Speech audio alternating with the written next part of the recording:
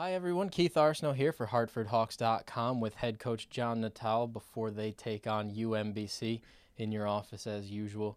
I want to go back to Sunday. You hosted Binghamton in the conference opener, a 1-0 game. You guys came out on top thanks to a PK from Amelia Pereira late in the game. As a coach, when the game is tied 0-0 late in the game, how are you able to affect change on the field and help get your team that win?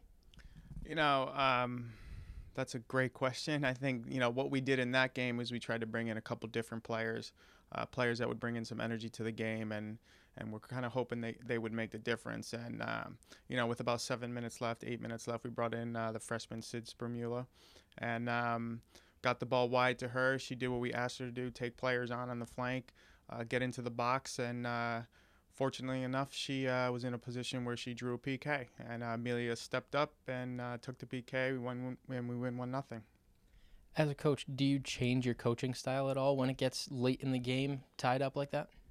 No, I mean, our style is to keep possession, get the ball wide, attack the flanks, be creative in the attacking third, be disciplined on defense.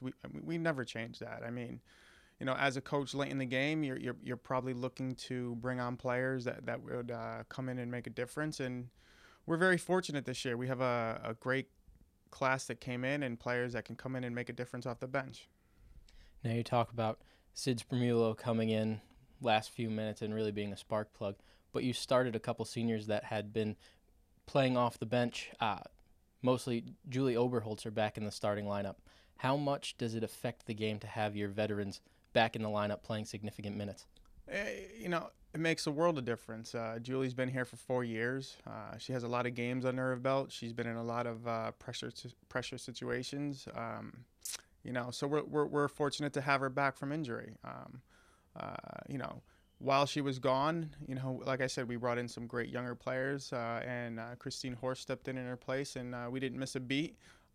So now moving forward, we have 2 players that are just ready to go, determined and ready to win. But with Julie coming back into the lineup, she gives us a sense of leadership on the field. So we're happy with that.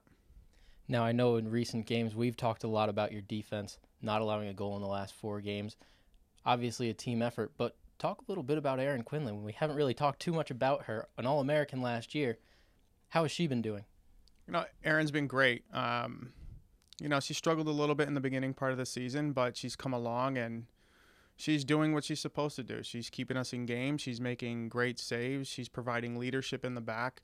She anchors that back line. She communicates a lot. She's good on crosses. She's a good shot stopper, and she's good for one big save a game. All right, well, you've got UMBC coming in tonight, a team that you've had some success with in recent years, won 2 straight against them. How do you match up against them this year? I like to think we're in a position where we're a little bit sharper than they are right now, but it's their conference games. Anything can happen. I do think from top to bottom this year, there's a lot of parity, and if you make a mistake, you're going to pay for it. Right now, we need to be focused. We need to accomplish the goals that we set out to do this year, and we need to play well tonight. And if we don't, UMBC is going to be a problem for us. All right, well, the Hawks will be hosting the Retrievers tonight at Al Marzouk Field. For HartfordHawks.com, I'm Keith Arsenault. Coming up for Hartford Hawks All Access, Hartford Women's Soccer hosts the UMBC Retrievers.